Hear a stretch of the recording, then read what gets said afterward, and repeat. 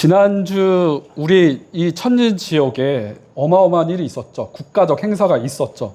국가의 대규모 행사가 있었고 화요일까지였나요? 그리고 나서 북경으로 옮겨서 북경에서 행사가 있었습니다.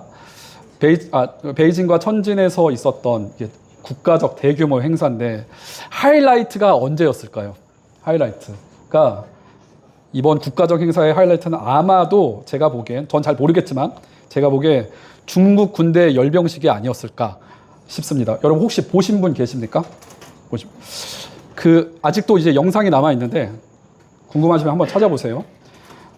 이게 사람들이 수십만인지 수백만인지 모를 어마어마하게 사람들이 천안문 광장에 모여가지고 이제 중국의 최첨단 무기와 육해공 군인들의 모습이 이렇게 지나가는 모습을 이렇게 카메라가 이렇게 보여주고 있는데, 여러분 저에게 있어서 가장 인상 깊었던 장면이 뭔지 아십니까? 중국의 최첨단 무기들 있죠. 미사일이나 전투기나 아니면 이제 군인들의 머릿수. 저에게는 이것이 인상 깊었던 게 아니라 바로 카메라가 군인들의 모습을 이제 클로즈업해서 보여주는데 이 군인들의 칼각 있죠. 제가 지난주에 있었던 이 열병식을 유튜브로 찾아보고, 그리고 2024년에도 우리나라에서도 열병식을 했었어요. 혹시나 해서 우리나라랑 어떤지 비교해서 한번 찾아봤습니다. 저희 우리나라 군대를 무시하는 건 아니지만 우리나라 군대를 이제 중국의 열병식을 이렇게 같이 비교해서 보니까 우리나라 군대는 당나라 군대 같습니다.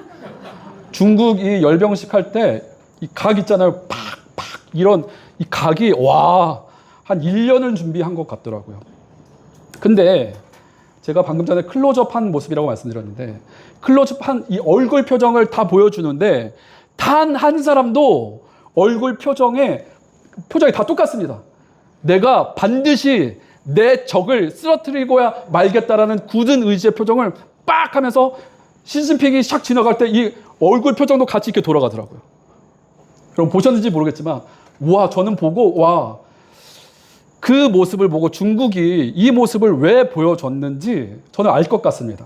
중국이 이 열병식을 통해서 이 서방 세계에 봤지, 우리 무기 이 정도 있어? 우리 최첨단 무기 있고 우리 함부로 건들면 안 돼? 뭐 이런 것도 있겠지만 제가 보기에 제가 만약에 시진핑이라면 제가 보기에 우리 애들 봤지? 우리 애들 이 정도야. 얼굴 표정 봤지? 함부로 건들지 마. 이런 거를 알려주고자 한 게 아니었을까 싶은 생각이 있었습니다.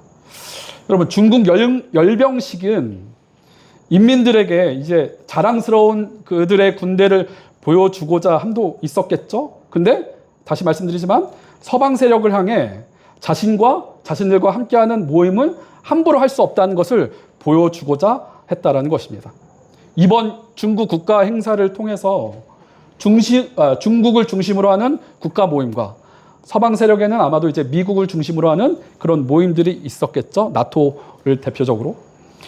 그런데 중국은 이렇고 미국 같은 경우는 최근 이제 미국으로부터 이제 시작되는 이제 무역 관세에 관한 이런 눈치 싸움과 이런 것들은 거의 총성 없는 전쟁이라고 할 수 있을 것입니다. 목사인 제가 국제 정세에 대해서 알면 뭘 안다고 여기서 이런 말씀을 드리는 이유가 무엇일까요? 중국의 열병식과 미국의 관세 등을 말씀드리는 것은 이유는 무엇이냐면 언제나 우리나라는 이 중국과 미국 사이에 끼어 있기 때문이라는 거죠. 그리고 우리나라 바로 위에 누가 존재하죠? 북한이 존재합니다. 분단된 조국이 존재합니다. 제가 왜 이런 말씀을 드리냐면은 지금 우리가 이사야 6장 말씀을 읽었는데 이사야 6장 말씀의 유다가 지금 우리나라와 딱 비슷한 상황이라는 것입니다. 유다 바로 위에 분단된 자신의 나라 북이스라엘이 위치해 있고요.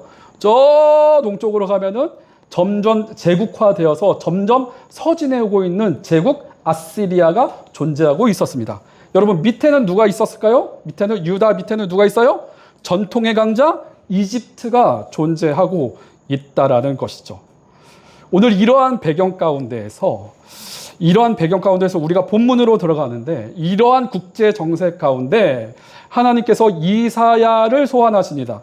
하나님께서 이사야가 도대체 어떤 존재인지, 하나님께서 왜 이사야를 소환하시는지, 그리고 오늘날 이사야를 소환하시는 이 이사야 6장의 말씀이 오늘날 살아가고 있는 나에게 어떤 의미가 있는지, 그리고 내가 어떻게 살아가야 될 것인지 우리가 하나님의 말씀을 통해서 은혜를 구하고자 합니다. 오늘 말씀은 이사야의 설교 중에서 진짜 많이 들어보셨을 겁니다. 그리고 굉장히 유명한 말씀입니다. 이사야 6장의 이 소명 메시지, 설교 중에서 가장 많이 사용되는 본문일 것입니다. 근데 1절 말씀 한번 보여주실까요? 1절의 시작을 유다의 우시야 왕이 죽던 해라고 그 시기를 알려주고 있습니다. 여러분 잘 아시다시피 성경의 저자는 그렇게 우리에게 친절하지가 않아요.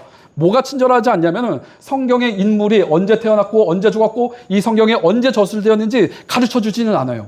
그러니까 지금 우리가 읽었던 1절 말씀, 우시야 왕이 죽던 해 특정한 시기를 가르쳐 주고 있지 않습니까? 그러니까 굉장히 중요한 정보라는 겁니다. 이 시기가 제가 조금 전에 말씀드렸던 지금 유다가 국제 정세가 지금 그랬던 상황이었다라는 것입니다.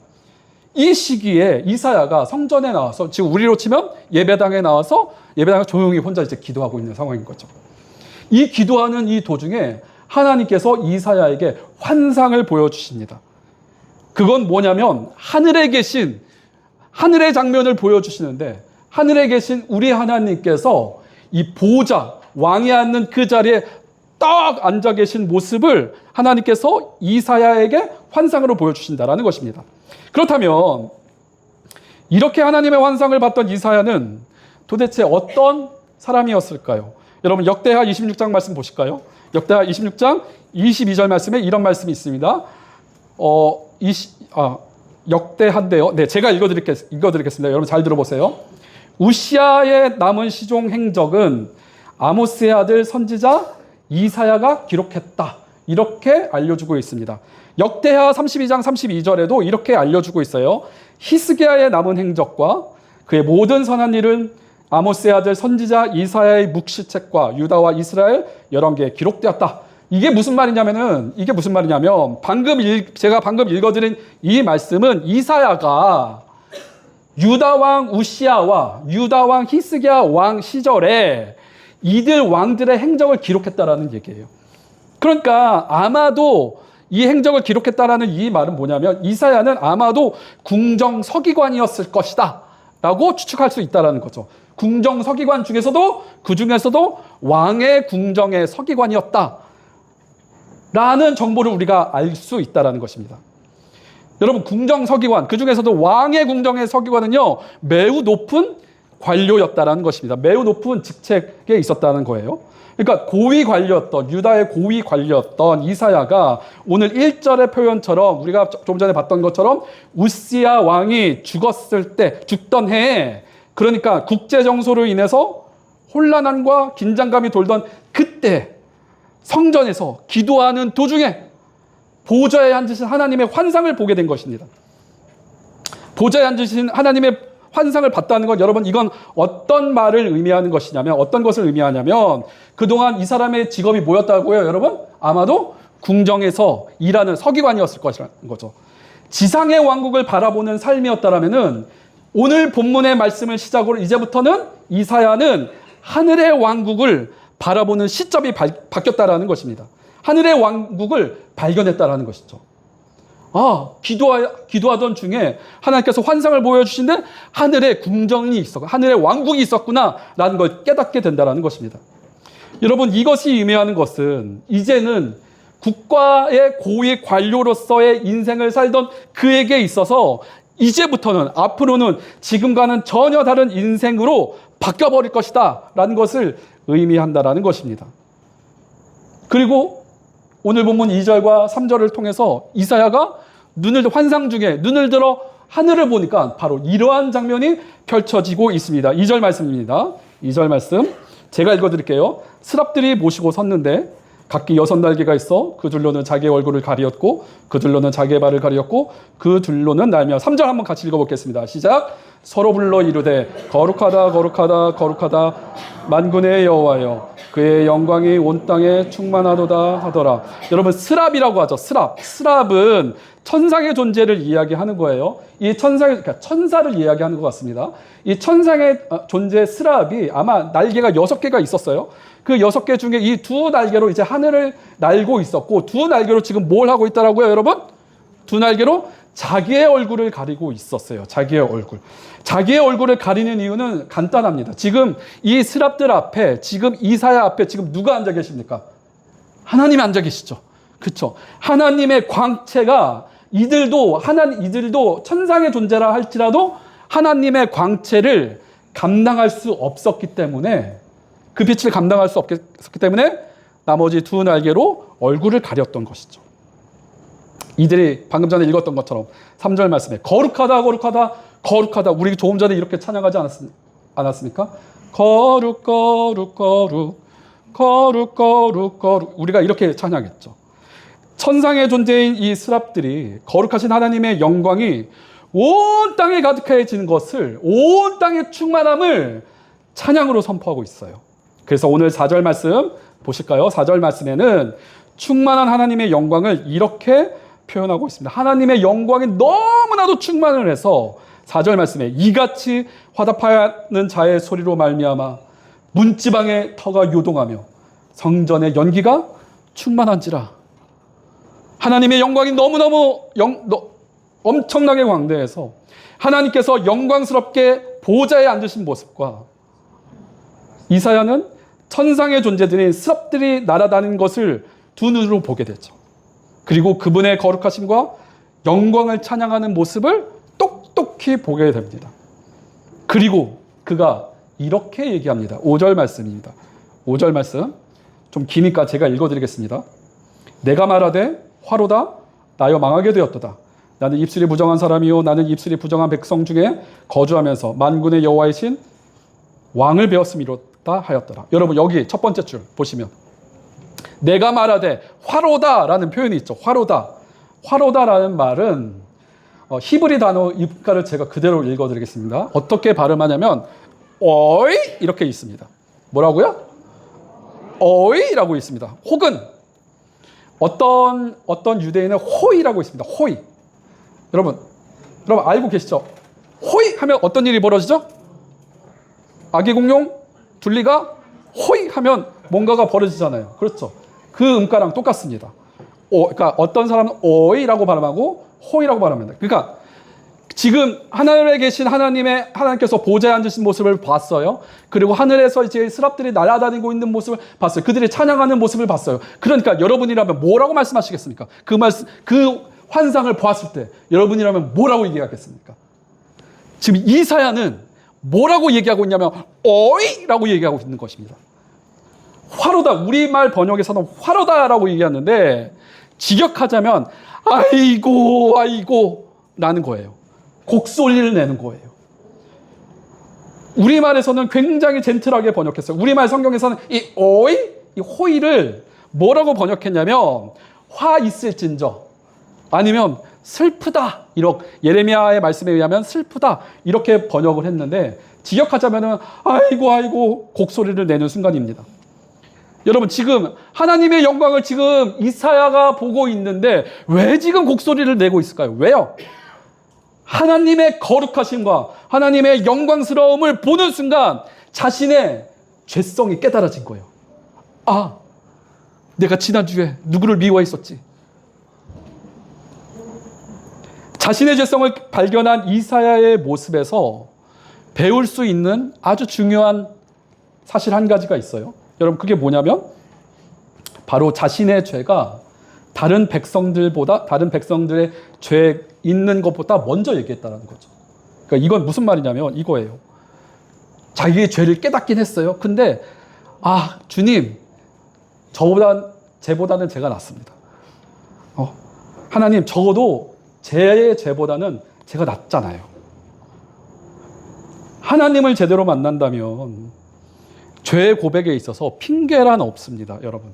하나님을 제대로 만났다면 사도 바울이 디모데전서 1장 15절 말씀처럼 이렇게 우리는 고백해야 할 것입니다. 내가 죄인 중에 죄수다.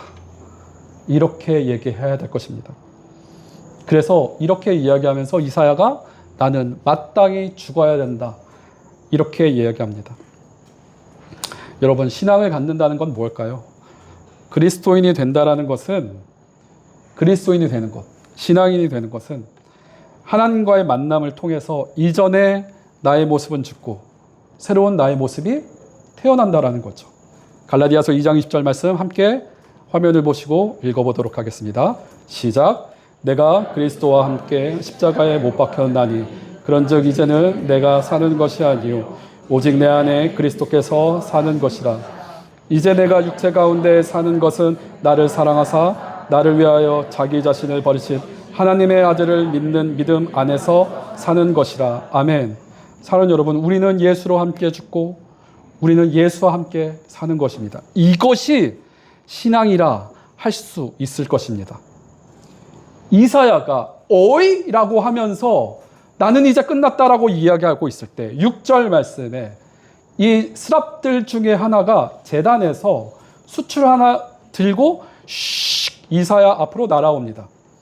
그리고 그것을 이 수출 입에 대고 이사야의 입술에 대고 이 스랍이 이렇게 얘기합니다. 6절 말씀에 보면은 이것이 네 입에 닿았으니 너의 악이 제하여졌고 너의 죄가 사하여졌느니라. 이렇게 스랍이 이사야에게 얘기하고 있어요. 여러분 민수기 31장 말씀에 의하면 제단에서 불 피운 것들 중에 그 불로 말미암아 제단에서 이 숯이 만들어지는데 이 숯은 어떤 기능을 갖고 있냐면 죄를 지을 수 있는 정화 능력이 있다라고 민수기 31장에 알려주고 있어요. 그래서 여기서 중요한 게 있습니다. 여기서 중요한 것은 죄성을 이사야가 깨달았죠. 그렇죠? 이사야가 깨달았을 때 이사야가 스스로 죄를 속해주는 숯을 자기 입에 스스로가 된 것이 아니라는 거예요. 누가 갖다 줬습니까? 누구예요? 스랍이 갖다 줬어요. 이것은 무슨 말이냐면 인간은 죄를 깨달을 수는 있지만 스스로가 죄를 정화시키거나 죄를 없앨 능력이 없다라는 거죠. 한국에 요즘에 그 유명하신 어떤 분이 참 어머니께서 자신이 해결해 줄 수 있다라고 합니다. 네. 그런 분들 말은 믿지 마시고요. 사랑하는 여러분, 죄가 사해진 이사야에게 이제 하늘의 목소리가 지금 들리기 시작하고 있어요. 8절 말씀이에요. 여러분 중요합니다. 8절 말씀 함께 같이 읽어보겠습니다. 화면을 보시고 시작. 내가 또 주의 목소리를 들으니 주께서 이르시되 내가 누구를 보내며 누가 우리를 위하여 갈고 하시니 그때 내가 이르되 내가 여기 있나이다 나를 보내소서 하였더니. 여러분 이사야가 봤던 하나님께서는 지금 보좌에 앉아 계시죠. 그리고 천상의 존재를 목격했다라는 것은 하나님과 천상의 존재들이 한 자리에 모여 앉아 있었다라는 거예요. 여러분 이거를 신학적으로 뭐라고 얘기하냐면 하나님 가운데 앉아 계시고 양옆으로 천상의 존재들, 천상의 이제 장로들과 천상의 존재들이 앉아 있는데 이 장면을 뭐라고 얘기하냐면 한마디로 얘기해서 천상회의라고 얘기합니다. 그러니까 이사야는 지금 환상 중에 뭘 보고 있냐면 천상에서 벌어지고 있는 회의를 지금 보고 있는 거예요. 그때 이 천상에서 벌어지고 있는 이 회의에서 하나님께서 이렇게 얘기하고 계세요. 내가 누구를 보내며 누가 우리를 위하여 갈꼬라고 질문하고 계십니다. 이거 무슨 말이냐면 하나님께서 당신이 원하시는 사역이 있는데 누군가를 보내야 되는데 마땅한 존재가 없는 것 같아요. 아니면 누군가가 주님, 하나님, 여호와 하나님, 내가 하겠습니다, 하나님. 이러한 존재가 없었던 것 같아요. 이때 우리가 방금 읽으셨던 말씀처럼 이때 이사야가 자발적으로 나섭니다. 뭐라고 얘기해요? 내가 여기 있습니다. 나를 보내소서. 여러분 잘 들어보세요. 소명에는 두 가지 패턴이 있어요. 두 가지. 첫 번째, 알아서 가는 경우입니다. 네. 알아서 가는 경우와 끌려가는 경우입니다. 이 두 가지 패턴입니다. 여러분 은혜를 경험했잖아요. 마음속에 하나님의 일을 하고픈 마음이 생기잖아요. 그렇죠? 그때 가는 경우를 자발적 소명이라고 얘기해요. 미리 깨닫고 알아서 가는 거예요. 반대의 경우가 있죠. 반대의 경우. 강압적 소명이라 할 수 있습니다. 얘가 상황이나 환경이 그렇게 만들어지고 있는데 눈치 없이 안 가고 있으니까 하나님 억지로 끌고 가세요. 여러분 성경의 인물 중에서 대표적인 인물이 지금 자발적 소명이 지금 누구예요? 지금 이사야예요. 그렇죠? 근데 강압적으로 끌려가는 예언자가 있었죠. 하나님 소명을 받은 예언자. 그게 누구죠? 요나죠. 한 사람 더 있습니다. 예레미야도 그런 게 있습니다. 그런데 하나님께서 이사야를 선택하시고 그에게 사역을 맡기셨어요. 근데 우리를 놀랍게 하시는 말씀을 하나님께서 하십니다. 하나님께서 누구를 보낼지 고민하시는 이유가 9절과 10절 말씀에 언급되고 있어요. 9절 말씀 한번 보실게요. 9절 말씀에 보시면 제가 읽어드리겠습니다. 여호와께서 이르시되 이 백성에게 이르기를 너희가 듣기는 들어도 깨닫지 못할 것이요 보기는 보아도 알지 못하리라 하여. 10절 이 백성의 마음을 둔하게 하며 그들의 귀가 막히고 그들의 눈이 감기게 하라. 염려하건대 그들이 눈으로 보고 귀로 듣고 마음으로 깨닫고 다시 돌아와 고침을 받을까 하노라 하시기로.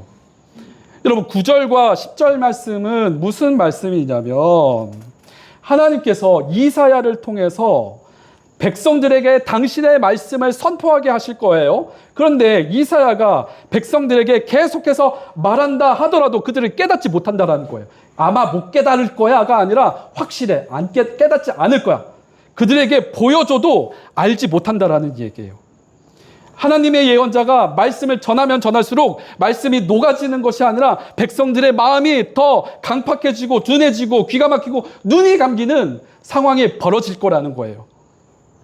하나님께 돌아오기는커녕 예언자 이사야가 예언을 했을 때, 사역을 할 때 하나님께 돌아오기는커녕 오히려 더 마음을 닫게 될 거다라고 이렇게 말씀하세요. 왜 그럴까요? 왜?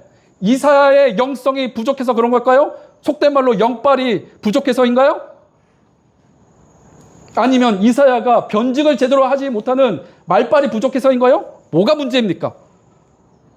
그러니까 지금 방금 제가 읽어드렸던 9절과 10절은 앞으로 이사야가 해야 하는 사역을 하나님께서 그 결과를 미리 알고 계신다라는 거예요. 하나님께서 미리 알고 계시는데 그 결과가 뭐예요? 이사야가 사역을 할 것인데 철저하게 실패하게 될 것이다. 그렇게 하나님 말씀하고 계세요. 철저한 실패의 자리, 누가 거기로 나가고 싶어 하겠습니까?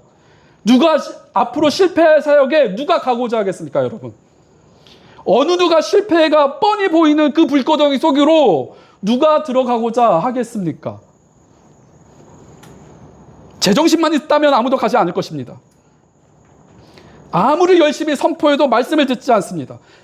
그런데 누군가가 해야 하는 것입니다. 그 길에 이사야가 지금 딱 걸린 거죠. 제가 한국에 가면 제가 가는 미용실이 있습니다. 교회 권사님이세요. 근데 천진에 오기 전에 마지막으로 거기에서 파마를 하면서 대기하고 있었는데 권사님 언제 가면 될까요? 언제 오라고 하세요? 권사님 사람 없을 때가 언제예요? 제일 없을 때. 그때 오세요. 알겠습니다. 딱 가서 머리를 하고 있는데 남자 셋이서 이렇게 쓰고 있었는데 갑자기 어떤 어르신 부부가 들어오십니다. 부부가 들어와서 남자분만 조용히 머리를 자르고 이렇게 가십니다. 그분이 가시니까 권사님 저한테 이렇게 말씀하세요. 목사님, 저분 방금 가신 분 10년째 우리 단골이라고. 10년째 우리 단골인데 10년 동안 제가 그분에게 복음을 전했는데 우리 교회가 아니어도 다른 교회도 가도 되니까 그분에게 복음을 전했는데 목사님 씨도 안 먹히는 것 같아요.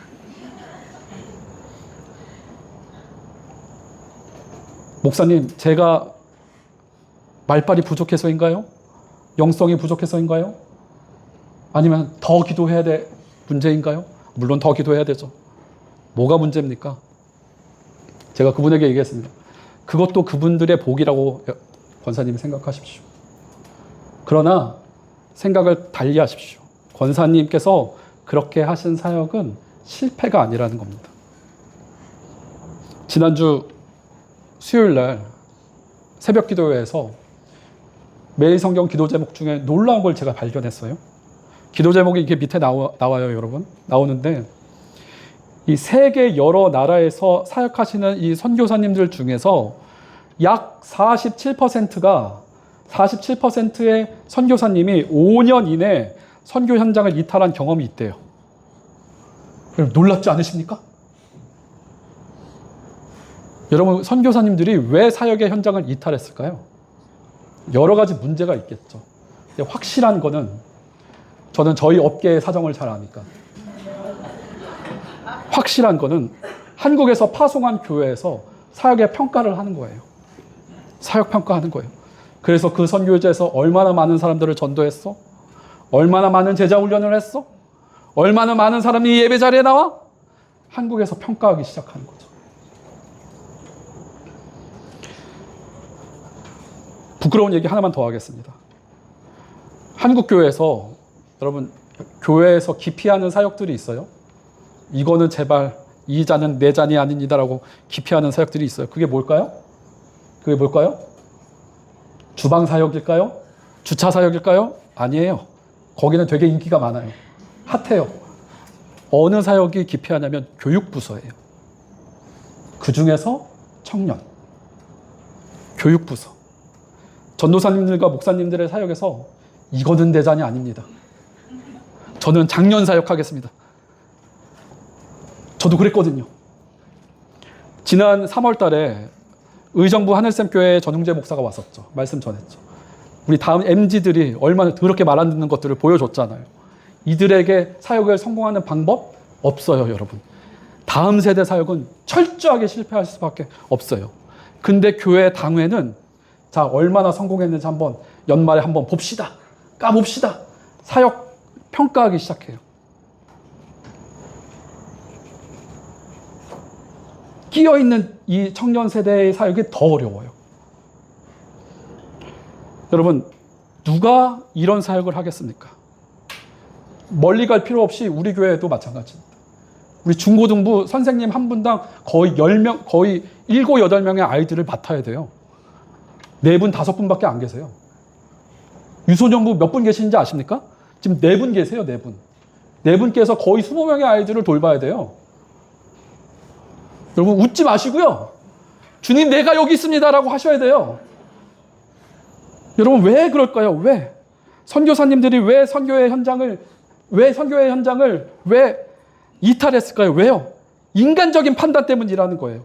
나는 실패했어. 이게 내 길이 아닌가 봐.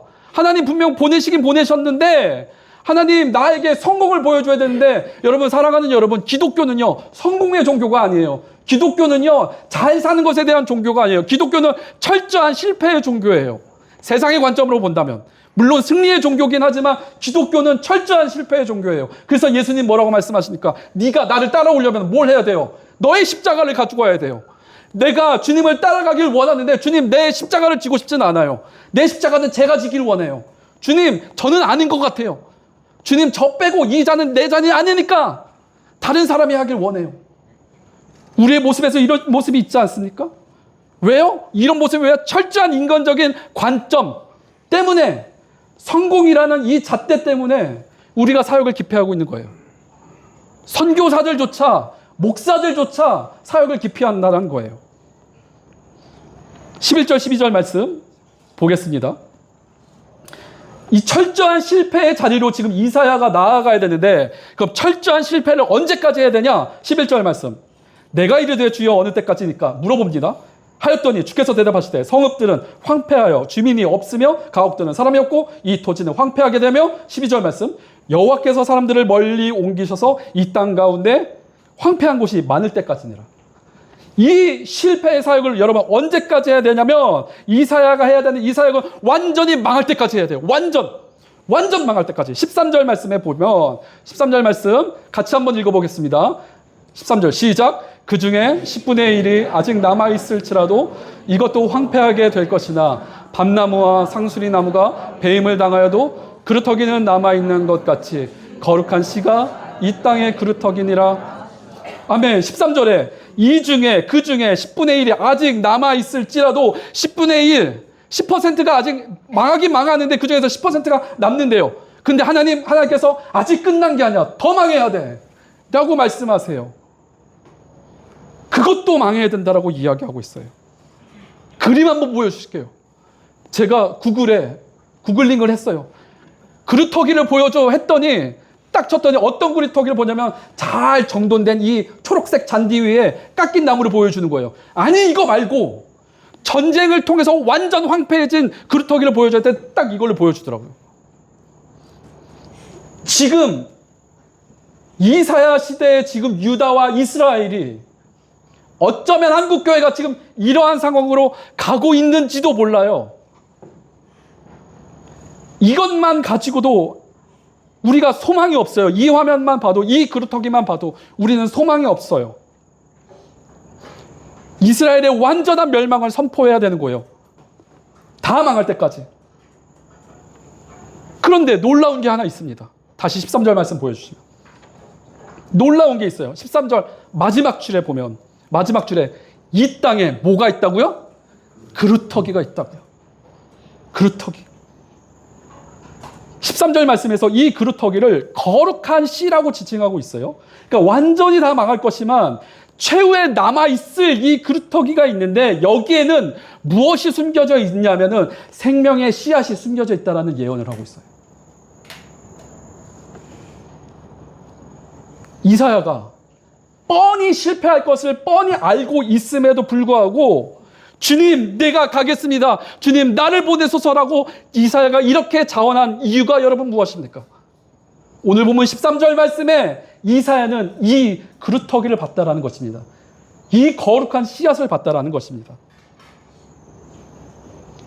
이사야를 지칭해서 물론 이사야 61장 말씀에 회복을 언급하긴 하겠지만 이사야는 실패를 완성해야 하는 예언자라는 것입니다.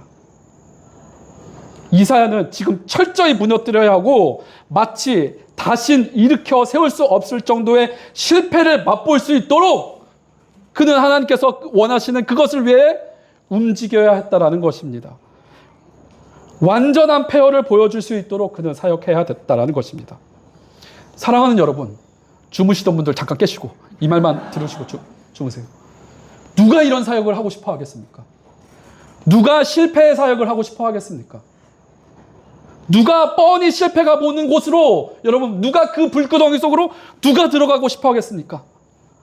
주님 죄예요 라고 말씀하지 마십시오. 사랑하는 여러분, 상식이 있는 사람이라면 어느 곳에 들어갈 때 그곳에 미래의 비전은 있는지, 단점이 있을지라도 그 단점이 장점보다 더 드러나 보이고 있진 않은지, 혹은 혹시나 패배하더라도 실패하더라도 다시 역전할 수 있는 기회는 있는지, 아마도 어떤 회사나 기관이나 어떤 공동체에 들어갈 때, 자기 자신이 들어갈 때 뭘 먼저 생각해요? 성공의 타진성을 먼저 고려해 봐요. 맞지 않습니까, 여러분? 성공의 타진성을 먼저 가능해 봐요. 이런 생각을 하지 않고 그냥 덥석 들어가는 거를 여러분 세상 사람들은 뭐라고 해요? 흔히 얘기하면 이런 사람들을 뭐라고 얘기해요? 미련한 사람들이라고 얘기하죠. 그렇죠. 흔히들 이렇게 아무 생각 없이 들어가면 왜 이렇게 미련한 결정을 했어? 그곳이 어딘 줄 알고 이렇게 얘기해요. 그러나 하나님께서는 교회의 사역은, 하나님의 사역은 다르다라는 거예요. 하나님의 사역은 오늘 하나님께서는 이사야의 모습을 통해서 철저하게 실패의 자리로 들어가라 말씀하세요. 서두에 제가 이사야에 관해서 소개해드렸죠. 서두에 이사야에 관해서 소개해드렸는데 그의 직업이 여러분 무엇이었다고요? 그의 직업이 궁중서기관, 국가의 고위 관료, 왕을 알현할 수 있는 그 자리, 나라의 고위 관리였기 때문에 그는 하나님의 사역을 하지 않아도 그에게 있어서 앞날의 삶은 어때요? 보장되어 있어요. 그렇죠? 그리고 고위 관료이기 때문에 편안한 날들의 연속이었을지도 몰라요. 하지만 궁중서기관으로서 인간 보좌를 보던 삶에서 하늘의 보좌를 보는 삶으로 그가 시선이 바뀌었을 때 그는 드디어 진정한 찐 신앙인이 되었다라는 것입니다. 계속해서 매주마다 이런 설교를 들으셔서 힘드시겠지만 교회 나온다고 해서 다 그리스도인이 아니에요. 이 자리에 와서 앉아있는다고 해서 여러분 이 자리에 앉아있어서 하나님 예배 받으실 것 같죠? 그렇죠? 하나님 예배 받지 않으실 수도 있어요. 우리가 얼마 전에 아모스 말씀을 함께 목사님을 통해서 봤는데 아모스 미가 말씀에 의하면 너희들의 예배하는 그 소리를 제발 좀 멈춰주지 않을래? 너희들이 내는 그 헌금 내가 받지 않겠다. 하나님 말씀하세요. 너희들의 그 예배하는 모습 내가 꼴도 보기 싫다. 하나님 말씀하세요. 왜요? 내 삶에 신앙인으로서의 삶을 살지 않았던 모습을 그렇게 살다가 여기에 오면은 내 죄가 사해지겠지. 인간적 판단을 하는 사람들이 많기 때문이라는 거죠.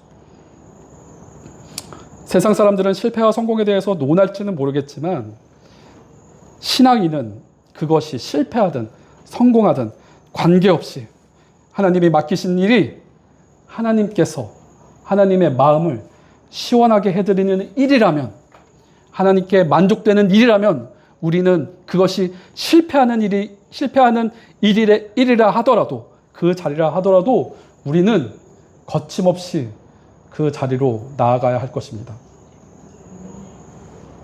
아멘? 저 역시 마찬가지입니다.